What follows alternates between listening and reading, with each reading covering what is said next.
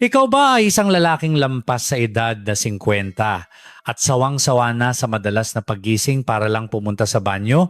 Ito ba ay dalawa, tatlo o baka apat na beses pa nga bawat gabi?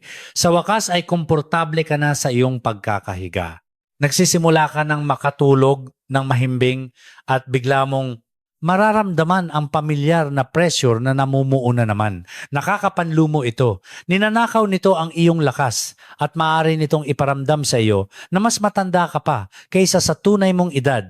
Maraming kalalakihan ang nag-aakala na ito ay normal na bahagi lamang ng pagtanda na kailangan nilang tiisin. Ngunit paano kung sabihin ko sa iyo na hindi iyon totoo? Paano kung ang solusyon sa mahimbing na pagtulog sa buong gabi ay hindi matatagpuan sa loob ng bote ng gamot, kundi naroon mismo sa loob ng iyong grocery cart?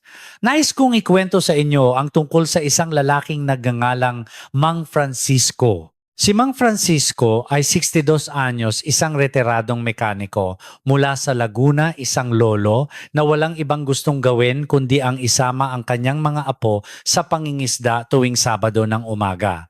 Ngunit si Mang Francisco ay may lihim na nagpapadilim sa kanyang mga ginintuang taon. Ang kanyang mga gabi ay tila isang malaking gulo, nagigising siya tuwing ikalawang oras at kung minsan ay mas madalas pa. Ang palagiang pagkakaantala ng tulog ay nag-iwan sa kanya na pagod, iritable at balisa. Nagpatingin na siya sa kanyang doktor na si Dr. Nathan Gutierrez. Alam niya na ang kanyang proskata ang sanhi ng lahat ng problema, isang kondisyong medikal na kilala bilang benign prostatic hyperplasia o BPH. Sinabihan siya na karaniwan na ito tila isang ritual ng pagtanda para sa mga lalaking kasing edad niya, ngunit karaniwan man o hindi, sinisira nito ang kalidad ng kanyang buhay. Dahil sa labis na pagkapagod, napipilitan siyang ikansela ang kanyang mga lakad sa pangingisda. Madali na siyang mapagsalitaan ng masama ang kanyang asawa at naramdaman niyang nakakulong siya sa isang siklo ng kawalan ng tulog at pagkadismaya. Si Mang Francisco ay nag-aalinlangan sa paggawa ng malalaki at komplikadong pagbabago. Hindi siya ang tipo ng tao na susunod sa mga usong restrictive diet, ngunit nagsisimula na siyang mawalan ng pag-asa. Nagsimula siyang magbasa hindi lamang tungkol sa mga gamot kundi tungkol din sa nutrisyon. Natutunan niya na ang prostata ay isang glandula na lubhang tumutugon sa kung ano ang ipinapasok natin sa ating katawan. Nadiskubre niya na ang ilang partikular na pagkain ay nagtataglay ng makapangyarihang mga natural na compound na maaaring magpahupa ng pamamaga, magbalanse ng mga hormone at sumuporta sa kalusugan ng pantog. Kaya naman nagpasya siyang sumubok ng isang eksperimento. Hindi siya magdidieta. Sa halip ay madiskarteng magdaragdag lamang siya ng 5 partikular na bagay sa kanyang pang-araw-araw na gawain, mga bagay na madali niyang mahanap sa kanyang lokal na pure gold. Nagsimula siya sa isang dakot ng mga espesyal na buto sa umaga. Gumawa siya ng simpleng pagpapalit sa kanyang inumin sa hapon, binago niya ang paraan ng paghahanda ng kanyang mga gulay para sa hapunan. Nakatuklas siya ng isang ginintuang pampalasa na ginawa niyang isang nakaka-relax na inumin sa gabi at nakahanap siya ng isang partikular na prutas na ang katas ay naging bago niyang lihim na sandata. Dahan-dahan at tila hindi mapapansin sa simula, ang mga bagay-bagay ay nagsimulang magbago. Pagkaraan ng ilang linggo, nakatulog siya ng tuloy-tuloy sa loob ng 3 oras. Para itong isang himala, 1 buwan ang lumipas, 2 beses na lamang siyang bumabangon sa gabi. Pagkatapos ng 3 buwan ng pagiging pare-pareho si Mang Francisco, ay nagkaroon ng gabi kung saan nakatulog siya ng 6 na oras nang walang gisingan. Nagising siyang parang bagong tao. Mas marami siyang lakas kaysa sa naranasan niya sa nakalipas na dekada. Ang mga pangingisda ay nagbalik na. Napansin ng kanyang asawa na mas madalas na siyang tumatawa. Naramdaman niyang kontrolado na niya ang kanyang buhay sa unang pagkakataon sa loob ng maraming taon. Si Mang Francisco ay hindi uminom ng mahiwagang tableta, binuksan lamang niya ang kapangyarihan ng pagkain. At ngayong araw, ibabahagi ko sa inyo ang 5 lihim na sandata ni Mang Francisco. Ito ang nangungunang 5 pagkain na kailangan ninyong simulang kainin upang matulungang mabawi ang inyong mga gabi at suportahan ang inyong pangmatagalang kalusugan ng proskata. Numero 5, buto ng kalabasa pumpkin seeds. Magsimula tayo sa marahil pinakakilala at may siyentipikong basehan na pagkain para sa proskata sa buong mundo, ang mapagpakumbabang buto ng kalabasa. Huwag hayaang malinlang kayo ng kanilang maliit na sukat. Ang mga ito ay nutritional powerhouse at para sa mga lalaking nakikibaka sa pabalik-balik na pagpunta sa banyo sa gabi, maaari itong maging isang tunay na game changer. Ito ang pinakaunang bagay na idinagdag ni Mang Francisco sa kanyang routine. Nagsimula siya sa simpleng pagkain ng isang maliit na dakot ng hilaw na buto ng kalabasa na madalas tawaging pepitas tuwing umaga kasabay ng kanyang almusal. Ano nga ba ang mahika sa likod ng maliliit na berdeng buto na ito? Ito ay dahil sa dalawang pangunahing bahagi, phytosterols at zinc. Pag-usapan muna natin ang phytosterols. Ang mga ito ay natural na plant compounds na ang istruktura ay katulad ng kolesterol. Sa loob ng ilang dekada, ang mga doktor sa Europa ay nagre-reseta na ng mga concentrated phytosterol extracts upang gamutin ang BPH. Ang paraan ng paggana ng mga ito ay kamangha-mangha. Pinaniniwalaan na pinipigilan nila ang isang enzyme na tinatawag na 5-alpha reductase. Ang enzyme na ito ang responsable sa pag-convert ng iyong malusog na testosterone tungo sa isang mas malakas at may problemang anyo na tinatawag na dihydrotestosterone o DHT. Ang labis na dami ng DHT ang pangunahing nagpapatakbo sa paglaki ng prostate cells na humahantong sa paglaki o enlargement na sumisikip sa iyong urethra at nagtutulak sa iyo na tumakbo sa banyo. Sa pamamagitan ng pagpigil sa enzyme na ito, ang mga phytosterol sa buto ng kalabasa ay makakatulong na bawasan ang antas ng DHT, sa gayon ay pinapabagal ang proseso ng paglaki ng proskata. Isipin mo ito na parang paghina sa volume ng signal na nagsasabi sa iyong proskata na lumaki. Ang pangalawang superstar sa buto ng kalabasa ay ang zinc. Ang prostate gland ay nagtataglay ng pinakamataas na konsentrasyon ng zinc sa anumang soft tissue sa katawan. Ito ay lubhang kritikal para sa normal na paggana ng proskata. Habang tumatanda ang mga lalaki, ang antas ng zinc sa proskata ay madalas na bumababa, kung minsan ay napakalaki ng ibinababa, lalo na sa mga may BPH o iba pang issue sa proskata. Ang zinc ay may komplikadong papel, ngunit pinaniniwalaan na nakakatulong ito sa pag-regulate ng pamamaga, at katulad ng phytosterols, tumutulong din itong pigilan ang pag-convert ng testosterone tungo sa DHT. Ang kakulangan sa zinc ay matinding naiuugnay sa paglaki ng proskata. Sa pamamagitan ng muling pagpuno sa iyong antas ng zinc, binibigyan mo ang iyong proskata ng pangunahing sangkap na kailangan nito upang mapanatili ang malusog na laki at paggana. Ang 1,004 cup ng buto ng kalabasa ay nagbibigay ng malaking bahagi ng iyong inirerekomendang pang-araw-araw na intake ng mahalagang mineral na ito. Para kay Mang Francisco, ang buto ng kalabasa ang pinakamadaling pagbabagong ginawa niya. Isinasaboy niya ang mga ito sa kanyang oatmeal sa umaga, inihahalo sa salad sa tanghalian o kinakain lang bilang merienda sa hapon. Narito ang isang simpleng recipe para sa isang prostate power trail mix na maaari mong gawin sa bahay. Kumuha ng isang malaking mangkok at pagsamahin ang isang tasa ng hilaw na walang asin na buto ng kalabasa, isang tasa ng walnuts na mayaman sa omega-3 fatty acids, isa pang anti-inflammatory hero, kalahating tasa ng dried cranberries para sa kaunting tamis at antioxidants, at 1,004 tasa ng Brazil nuts na puno ng selenium, isa pang mineral na mahalaga para sa kalusugan ng proskata. Paghaluin ang lahat at itago sa isang lalagyan na hindi pinapasok ng hangin. Panatilihin ito sa iyong counter at kumuha ng isang dakot araw-araw. Ito ay isang simple, masarap at makapangyarihang paraan upang gawing permanenteng bahagi ng iyong buhay ang buto ng kalabasa. Magsimula rito, ito ang unang hakbang sa landas tungo sa mas masarap na gabi. Numero 4, nilutong kamatis susunod. Mayroon tayong pangunahing sangkap sa mga kusina sa buong mundo, ngunit may isang partikular at mahalagang tagubilin kailangan itong lutuin. Ang tinutukoy ko ay ang mga kamatis.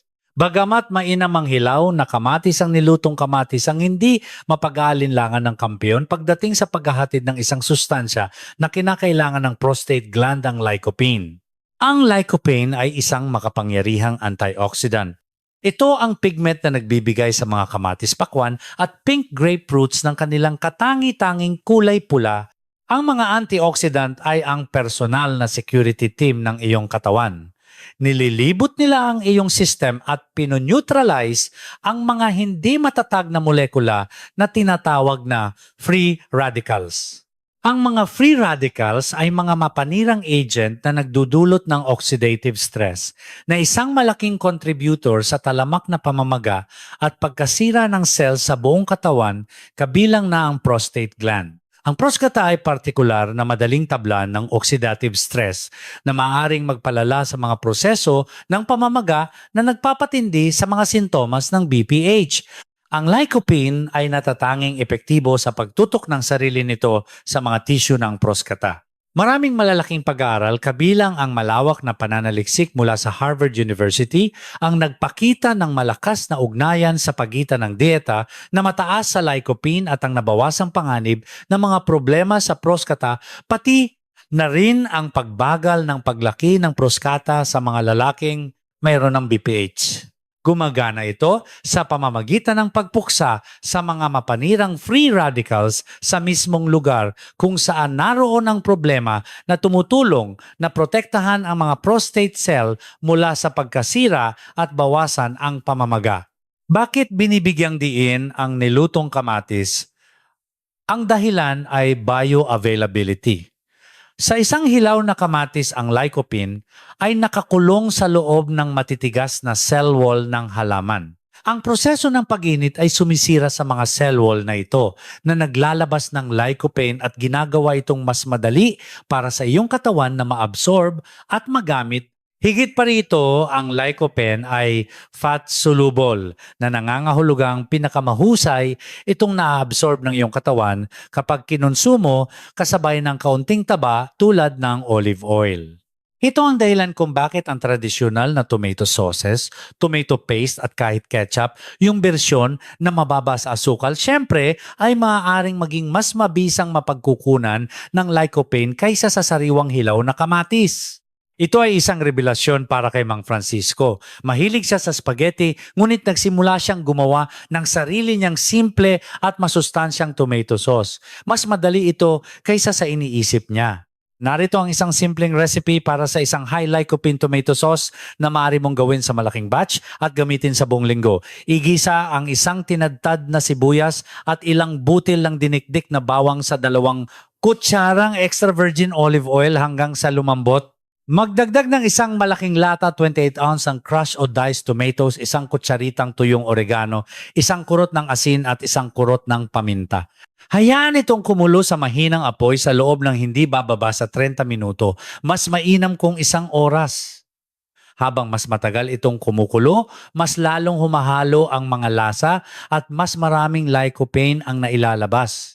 Gamitin ang sauce na ito sa whole wheat pasta bilang base para sa sopas o kahit ibuho sa inihaw na manok o isda. Ang paggawa ng sadyang pagsisikap na isama ang mga nilutong produkto ng kamatis sa iyong mga pagkain ng ilang beses sa isang linggo ay isang masarap at napakabisang diskarte para punuin ang iyong katawan ng antioxidant na ito na nagpoprotekta sa prostata. Numero 3, luyang dilaw turmeric. Pangatlo sa listahan ay ang ginintoang pampalasa na naging pundasyon na ng Ayurvedic at tradisyonal na gamot sa silangan sa loob ng libu-libong taon, ang luyang dilaw o turmeric. Sa mga nagdaang taon, nagsimula ng humabol ang siyensya sa kanluran, nagsasagawa ng libu-libong pag-aaral sa kamangha-manghang ugat na ito at ang mga natuklasan ay napakaganda lalo na pagdating sa pamamaga. Ang aktibong compound sa luyang dilaw na nagbibigay dito ng makulay na kulay at karamihan sa mga katangiang gamot nito ay tinatawag na curcumin. Ang curcumin ay isa sa pinakamakapangyarihang natural na anti-inflammatories na nadiskubre kailanman. Tandaan sa kaibuturan nito ang BPH at ang mga urinary symptoms na kasama nito ay malalim na nakaugnay sa chronic low-grade inflammation sa prostate gland. Habang namamagaga ang glandula, namamaga ito gaya ng pagkakaspray ng bukong-bukong. Ang pamamagang ito ang nagpapasikip sa urethra at humahantong sa lahat ng mga nakakadismayang sintomas, ang mahinang daloy ng ihi, ang pakiramdam na hindi mo ganap na nailalabas ang lahat ng ihi sa iyong pantog at syempre ang madalas na pagpunta sa banyo sa gabi. Ang curcumin ay gumagana sa pamamagitan ng pag-block sa isang molekula na tinatawag na NF-kappa B. Isipin ang NF-kappa-B bilang isang master switch na kapag naka-on ay nag-activate ng mga genes na may kaugnayan sa pamamaga. Ito ang pangunahing tagapagsimula ng inflammatory response. Ang curcumin ay mabisang lumalapit sa master switch na ito at pinipigilan itong ma-on. Sa paggawa nito, nakakatulong itong palamigin ang mga apoy ng pamamaga, hindi lamang sa prostata kundi sa iyong buong katawan.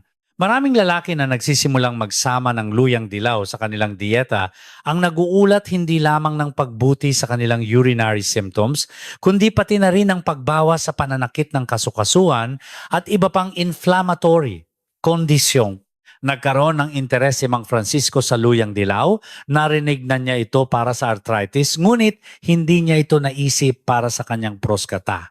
Nagsimula siya sa paggawa ng karaniwang kilala bilang golden milk o isang turmeric latte. Naging isang nakakapagpahingang ritual ito sa gabi para sa kanya. Narito kung paano mo ito magagawa. Simple lang. Sa isang maliit na kasirola, dahan-dahang painitin ang isang tasa ng gatas. Maaari kang gumamit ng gatas ng baka o plant-based na alternatibo gaya ng almond o gatas ng niyog. Magdagdag ng kalahating kutsaritang giniling na luyang, dilaw 1,004 kutsaritang giniling na luya, isang kurot ng kanela at ito ang pinakamahalagang bahagi, isang maliit na kurot ng paminta. Ang paminta ay nagtataglay ng compound na tinatawag na piperine na napatunayang nagpapataas ng bioavailability ng curcumin ng hanggang 2,000%. Kung wala ito, mahihirapan ang iyong katawan na i-absorb ang curcumin. Sa huli, maaari kang magdagdag ng kaunting pulot o honey para sa tamis kung gusto mo. Batiin itong lahat hanggang sa ito ay mainit at bumubula. Huwag itong pakuluin. Ang pag-inom ng mainit at nakaka-relax na inuming ito isang oras bago matulog ay isang magandang paraan upang maihatid ang anti-inflammatory na kabutihan ng direkta sa iyong system upang gumana ito sa magdamag. Maaari mo ring idagdag ang luyang dilaw at paminta sa iyong pagluluto ng ulam sa mga sopa sa inihaw na gulay o kahit sa scrambled eggs. Ang susi ay ang pagiging pare-pareho at laging pagsasama nito sa paminta upang mabuksan ang buong potensyal nito. Numero 2, green tea.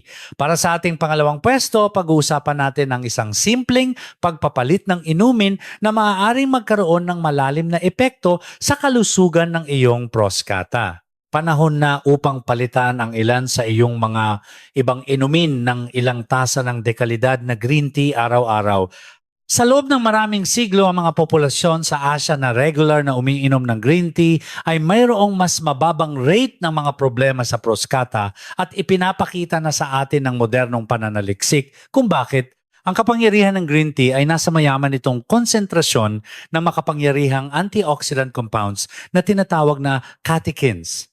Ang pinakamalakas at pinakanapag-aralan sa mga ito ay ang epigallocatechin, 3 galato EGCG.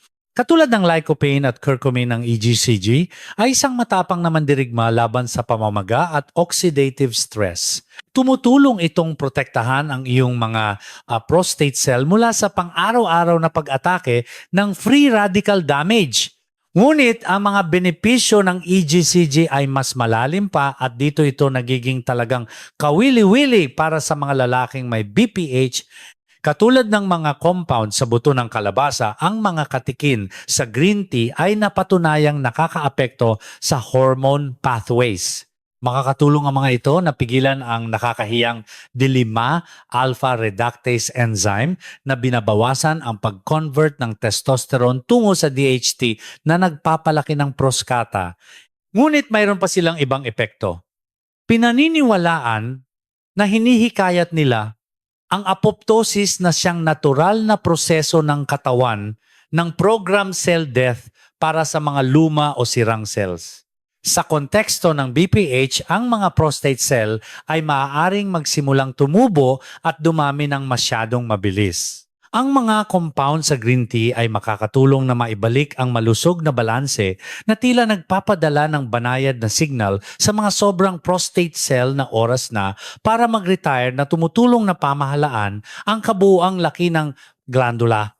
Ang ilang pag-aaral ay nagmungkahi pa nga na ang mga compound sa green tea ay makakatulong sa pag-relax ng smooth muscle tissue ng pantog at ng prostata na maaaring humantong sa direktang pagbuti ng daloy ng ihi at pagbawas sa nakakadismayang pakiramdam ng pagmamadaling umihi urgency. Gumawa si Mang Francisco ng isang simpleng pagbabago, pinalitan niya ang kanyang pangalawa at pangatlong tasa ng kape sa hapon ng green tea. Natuklasan niya na nagbigay ito sa kanya ng mas kalmado at mas matagal na lakas ng walang panginginig at alam niyang gumagana ito sa likod ng mga eksena upang tulungan ang kanyang prostata. Upang makuha ang pinakamahusay na resulta mula sa iyong green tea, makakatulong ang kaunting tekniko gumamit ng mainit ngunit hindi kumukulong tubig. Ang tubig na sobrang init ay maaaring sumira sa ilang sensitibong katikin at maging dahilan upang maging mapait ang lasa ng tsaa. Hayaan ang tubig na lumamig ng 1 minuto matapos itong kumulo, pagkatapos ay ibabad ang iyong tsaa sa loob ng mga 3 hanggang 5 minuto. Maglayo ng 2 hanggang 3 tasa bawat araw upang makuha ang therapeutic dose ng mga kapaki-pakinabang na compound na ito. Maaari mo itong inuming mainit o hayaang lumamig at inumin bilang isang refreshing iced tea. Kung gusto mong dalhin ito sa susunod na antas, maaari mo ring subukan ang matcha tea na gawa sa giniling na buong dahon ng tsaa at nagtataglay ng mas concentrated na dose ng EGCG. Ang paggawa sa green tea bilang iyong paboritong inumin ay isang simple, nakaka-hydrate at makapangyarihang ugali para sa pangmatagalang proteksyon ng prostata.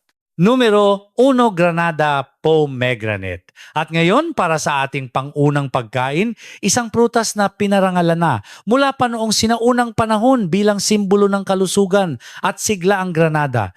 Hindi lamang ito isang magandang prutas na may tila hiyas na mga buto. Ito ay maituturing na pinakamabisang mapagkukunan ng prostate-friendly antioxidants na mahahanap mo. Para kay Mang Francisco, ito ang huling bahagi ng puzzle at ang isa na naramdaman niyang nagbigay sa kanya ng pinakamalaking tulong. Ang mga granada ay puno ng isang natatangi at napakalakas na uri ng antioxidants na tinatawag na punicalagins. Ang mga compound na ito ay napakalakas kaya ang katas ng granada ay napatunayang may 3 beses na antioxidant activity kaysa sa red wine o green tea. Ang mga punicalagin na ito ay katangi-tangi sa pagbabawas ng systemic inflammation at oxidative stress na nag-aambag sa paglaki ng prostata. Walang pagod silang nagtatrabaho upang protektahan ang mga sensitibong cells ng iyong prostata mula sa pinsala. Ngunit ang pinakakapanapanabik na pananaliksik sa paligid ng mga granada at kalusugan ng prostata ay may kaugnayan sa PSA o Prostate Specific Antigen. Ang PSA ay isang protina na ginagawa ng prostata at ang mga antas nito ay madalas na tumataas sa mga lalaking may BPH o iba pang kondisyon ng prostata. Bagamat ang BPH ay hindi cancer, ang pamamahala sa antas ng PSA ay isang pangunahing alalahanin para sa maraming lalaki. Maraming mga promising clinical studies kabilang ang kilalang pananaliksik mula sa UCLA ang nagpakita na ang pang-araw-araw na pagkonsumo ng pomegranate juice ay maaaring makabuluhang magpabagal sa rate ng pagtaas ng antas ng PSA sa mga kalalakihan. Sa isang pag-aaral ang PSA doubling time na siyang sukat kung gaano kabilis tumataas ang antas ng PSA ay napatagal mula sa average na 15 buwan tungo sa 54 na buwan sa mga lalaking uminom ng pomegranate juice. Araw-araw. Ito ay isang malalim na epekto na nagmumungkahi na ang granada ay may makapangyarihang stabilizing influence sa prostate gland. Mayroong dalawang pangunahing paraan upang makuha ang mga benepisyo ng superfruit na ito. Maaari mong kainin ang mga buto o arils mismo. Napakasarap ng mga ito kapag isinaboy sa yogurt, oatmeal o salad na nagdaragdag ng sipa ng matamis-asim na lasa at nakakatuwang crunch. Ang pangalawa at marahil mas madaling paraan upang makakuha ng concentrated dose ay ang pag-inom ng 100% pure pomegranate juice. Ito ang paraan ni Mang Francisco. Umiinom siya ng isang maliit na baso, 4 ounce ng purong walang asukal na pomegranate juice bawat araw. Mahalagang basahin ang label at siguraduhing purong juice ang nakukuha mo, hindi isang cocktail na puno ng asukal at iba pang mga juice. Ang maliit na halaga ay sapat na upang makuha ang therapeutic dose ng mga makapangyarihang antioxidant na iyon. Narito ang isang mabilis na recipe para sa isang simpleng pomegranate vinaigrette upang gawing mas malusog ang iyong mga salad. Sa isang garapon, pagsamahin ang 1,004 tasa ng purong pomegranate juice, 1,004 tasa ng extra virgin olive oil, 1 kutsara ng Dijon mustard, 1 kutsara ng red wine vinegar at isang kurot ng asin at paminta. Alugin itong mabuti. Ito ay isang masarap na dressing na ginagawang isang prostate protecting powerhouse, ang isang simpleng green salad. Ang paggawa sa granada bilang regular na bahagi ng iyong dieta ay ang numero 1 diskarte para punuin ang iyong katawan ng mga partikular na antioxidant na kailangan ito upang palamigin ang pamamaga, stabilize ang PSA at suportahan ang isang malusog na prostata para sa pangmatagalan. Kaya narito na ang lahat ang 5 nutritional superheroes na makakatulong sa iyo na mabawi ang iyong mga gabi, ang buto ng kalabasa na puno ng zinc, ang nilutong kamatis na mayaman sa lycopene, ang anti-inflammatory na luyang dilaw, ang green tea na nagbabalanse ng hormones at ang hari ng antioxidants na granada. Ang paglalakbay tungo sa mas mabuting kalusugan ng prostata at mas mahimbing na pahinga sa gabi ay hindi tungkol sa isang magic bullet. Ito ay tungkol sa paggawa ng maliit, pare-pareho at matalinong mga pagpili araw-araw. Ito ay tungkol sa pagkuha ng kontrol sa kung ano ang inilalagay mo sa iyong plato at sa iyong baso. Ang kwento ni Mang Francisco ay nagpapakita sa atin na posible ang tunay na pagbabago. Hindi siya sumunod sa isang malungkot at mahigpit na dieta. Idinagdag lamang niya ang 5 makapangyarihang pagkaing ito sa kanyang buhay. At sa paggawa nito, nabawi niya ang kanyang kalusugan at ang kanyang kaligayahan. Kung nakita mong mahalaga ang impormasyong ito, kung nagbigay ito sa iyo ng pag-asa o bagong ideya, na susubukan lubos akong magpapasalamat kung i-click mo ang subscribe button at i-turn on ang notifications para hindi mo mapalampas ang aming mga susunod na video na idinisenyo upang tulungan kang mamuhay ng mas malusog at mas masigla. At mangyaring mag-iwan ng komento sa ibaba, ano ang isang pagkain mula sa listahang ito na pinaka-excited kang subukan muna. Ang pagbabahagi ng iyong paglalakbay ay maaaring makapagbigay ng inspirasyon at makatulong sa ibang mga lalaki na dumaranas ng parehong bagay. Tandaan, hindi ka nag-iisa sa laban na ito at hindi ka nawawalan ng kapangyarihan. May kakayahan kang gumawa ng mga pagbabago ngayon mismo sa araw na ito na maaaring humantong sa mas magandang bukas at mas tahimik na mga gabi. Manatiling malakas, manatiling pare-pareho at alamin na karapat-dapat kang makaramdam ng iyong pinakamahusay na kalagayan. Salamat sa panonood dito sa Alaga sa Katawan